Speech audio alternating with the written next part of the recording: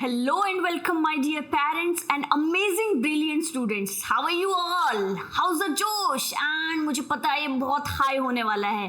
क्यों? क्योंकि हम अमेजिंग क्वेश्चंस की प्रैक्टिस करने वाले हैं. So today we are discussing class 1 NSO. NSO means जो आपका साइंस का ओलंपियाड होता है उसकी हम यहाँ पे प्रैक्टिस करने वाले हैं. ऑल्दो अगर आप NSO के लिए नहीं, NSTSE के लिए या फिर सिल्वर जोन के लिए भी प्रैक्टिस कर रहे हैं, सो आपके ये क्वेश्चंस बहुत काम आने वाले हैं क्योंकि क्वेश्चंस का पैटर्न मोर और लेस सेम ही रहता है. तो आप किसी भी साइंस के ओलंपियाड के लिए प्रिपरेशन करें, these questions will be beneficial for you. Okay, and यहाँ पे हम एनएसओ के पेपर पैटर्न की बात कर लेते हैं बच्चों. There will be 35 questions and time will be 1 hour. 3 parts में आपके पेपर रहेगा. फर्स्ट आपका लॉजिकल रीजनिंग रहेगा जिससे 5 क्वेश्चंस आएंगे. सेकेंड पार्ट आपका साइंस रहेगा जिससे 25 क्वेश्चंस आएंगे. And third part will be your achiever section जिसको कि हम HOTS बोलते हैं. वहां से भी आपके 5 क्वेश्चंस आएंगे और टोटल नंबर ऑफ क्वेश्चंस आपके 35 होंगे. और मार्क्स की बात करें तो 40 मार्क्स का आपका पेपर होगा क्योंकि अचीवर सेक्शन में जो 5 क्वेश्चंस हैं वो पर क्वेश्चन 2 मार्क्स का होता है, इसीलिए वहां पे 5 क्वेश्चंस के 10 मार्क्स होते हैं.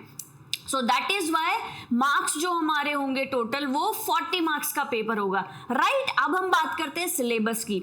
सो लॉजिकल रीजनिंग में आपके नॉर्मल जो रीजनिंग का सिलेबस होता है जिसमें आपके पैटर्न के क्वेश्चंस आते हैं. आपको 4 चीजें दे दी, उसमें से ऑड वन आउट आपको निकालना है कि कौन सा डिफरेंट है. शेप से आपके रिलेटेड क्वेश्चंस आ जाती है, ग्रुपिंग से रिलेटेड आ जाता है कि आपको पेंसिल्स का सेट दे दिया, 3 के सेट्स बना दो. एनालॉजी की अगर मान लो स्क्वायर शेप है तो स्क्वायर इज टू आपको कोई 3D शेप दे दी, फिर आपको ओवल शेप दे दी, फिर उसमें आपको ऑब्जेक्ट आइडेंटिफाई करना है कि ओवल इज टू एग्स. ऐसे आपको एनालॉजी के क्वेश्चंस आते हैं. रैंकिंग टेस्ट आपको कोई लंबी सी रो गिवन है, फिर उसमें बता दिया कि अब आपको राइट से बताना है कि 10th नंबर पे कौन सा ऑब्जेक्ट रखा हुआ है. राइट, ऐसे कुछ क्वेश्चंस आपके लॉजिकल रीजनिंग में आएंगे. एंड साइंस में आपके आएंगे बच्चों living things, non living things, आप सब लोग जानते हैं. देन प्लांट से आपके आएंगे, एनिमल्स, ह्यूमन बॉडी से रिलेटेड आपके क्वेश्चंस आएंगे, गुड हैबिट्स और सेफ्टी रूल से रिलेटेड आएंगे. कुछ क्वेश्चंस आपके एयर से रिलेटेड, वाटर से रिलेटेड, वेदर से रिलेटेड, इन सारी चीजों से रिलेटेड आपके साइंस में क्वेश्चंस आएंगे. So are you all excited for the questions? And here is the first question which is from logical reasoning. और लॉजिकल रीजनिंग के हम यहाँ पे कुछ क्वेश्चंस की प्रैक्टिस करेंगे. Right, so the first question is the missing shape in the given clock. यहाँ पे ये क्लॉक गिवन है आपको. अब इसमें से आपको मिसिंग शेप निकालनी है. सर्कल, ठीक है, तो आप देखो सर्कल है क्या? Yes, there is a circle. Then triangle, triangle है क्या? यस, ट्रायंगल भी है. देन स्क्वायर, स्क्वायर भी है. सो क्या रेक्टेंगल आपको यहाँ पे कहीं पे दिख रहा है? रेक्टेंगल पूरे इसमें देखो, पहले ट्रायंगल है, फिर स्क्वायर है, फिर सर्कल है, और वापस से ये पैटर्न रिपीट हो रहा है. फिर से ट्रायंगल स्क्वायर सर्कल, फिर से triangle square circle, triangle square circle. So that means D is the correct answer because rectangle is missing in the given clock. समझ में आ गया सबको? चलो नेक्स्ट क्वेश्चन करते हैं. And if 5 is related to this then 4 is related to what? अब समझो बच्चों पैटर्न को. यहाँ पे 5 मीन्स यहाँ पे हम रिंग्स काउंट करते हैं, 1 2 3 4 5 6. सो यहाँ पे क्या है कि 5 को हम 6 रिंग्स से रिप्रेजेंट कर रहे हैं. वैसे ही 4 को आप किससे रिप्रेजेंट करोगे? जो भी आपका यहाँ पे ऑब्जेक्ट आएगा उसका काउंट क्या होगा? +1 है ना यहाँ पे. 5 से यहाँ पे क्या है? +1. सिमिलरली 4 से आपका यहाँ पे क्या होगा? नेक्स्ट जो भी पैटर्न आएगा उसमें +1. तो यहाँ पे काउंट करते हैं. यहाँ पे 1 2 3 4. दैट मीन्स ये तो नहीं हो सकता है. फिर इसको काउंट करते हैं 1 2 3 4 5 6. ये भी नहीं होगा. 1 2 3 4 5 and this is the correct answer क्योंकि यहाँ पे जो ऑब्जेक्ट्स गिवन है वो नंबर्स में कितने हैं? 5 है.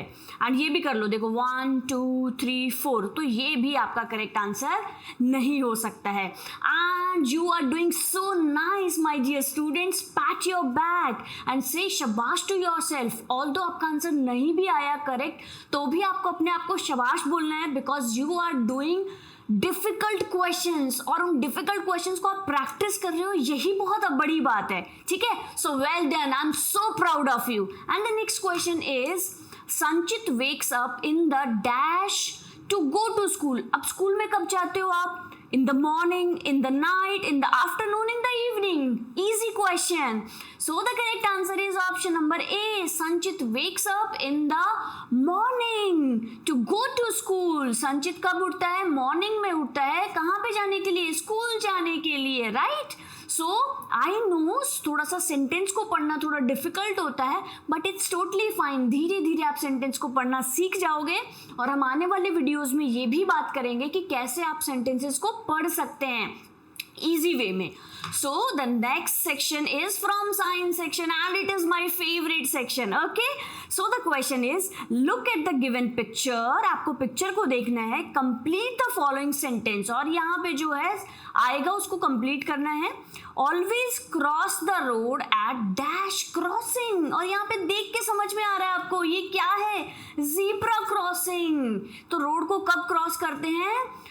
हॉर्स नहीं, zebra, footpath, traffic. So always cross the road at zebra crossing. ठीक है, आपको हमेशा जब भी आप पैदल चलते हैं तो आपको कहाँ पे रोड को क्रॉस करना है? ज़ीब्रा क्रॉसिंग पे आपको रोड को क्रॉस करना है. So this question is from where?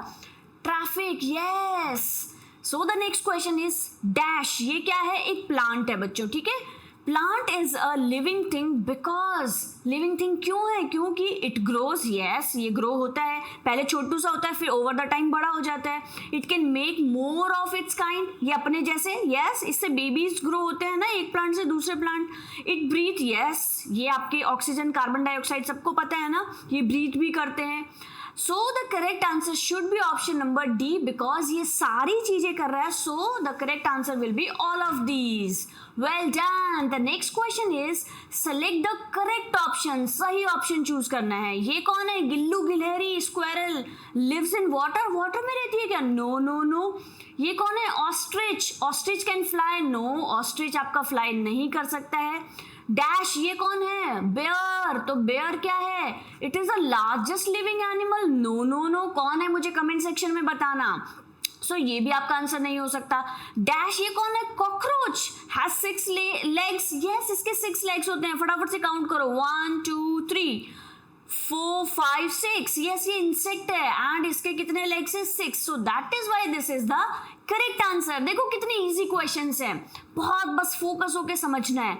Which part of our body helps us to see a flower? And I know आपको आंसर आ गया है. कौन सा पार्ट हेल्प करता है?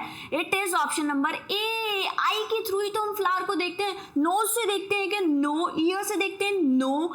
टंग से देखते हैं? No. So the correct answer is option number A. The next question is choose the correct sequence. Sequence का मतलब होता है ऑर्डर, कि पहले कौन सा आएगा, दूसरे नंबर पे कौन सा आएगा, तीसरे नंबर पे कौन सा आएगा.